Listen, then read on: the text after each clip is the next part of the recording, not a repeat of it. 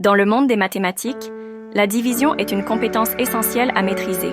Dans une division, le premier nombre à partager est le mot dividende. Le nombre de parts que l'on souhaite créer est le diviseur. Et le résultat obtenu s'appelle le quotient.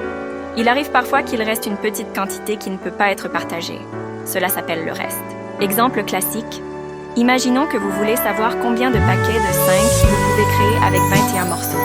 En explorant les multiples de 5, vous découvrirez que 20 est le plus proche, ce qui signifie que vous pouvez former 4 paquets et il restera un morceau.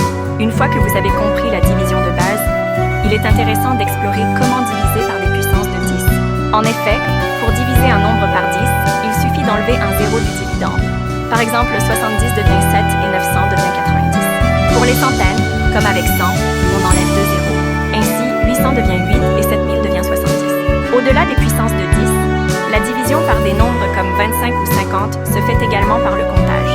Compter par fraction de 25 ou de 50 pour réaliser de simplement retourner le calcul, comme dans les cas de 150 divisé par 25 ou 320 divisé par 50, et vous obtiendrez des réponses claires et précises. Une autre méthode simple est de décomposer le dividende, comme dans le cas de 318 divisé par 3. En isolant 300 et 18, il devient facile de calculer et d'arriver à 106 comme quotient. Ces astuces vous serviront dans vos futurs exercices de division. Vous trouverez une fiche d'exercice ainsi qu'une évaluation. Bonne révision!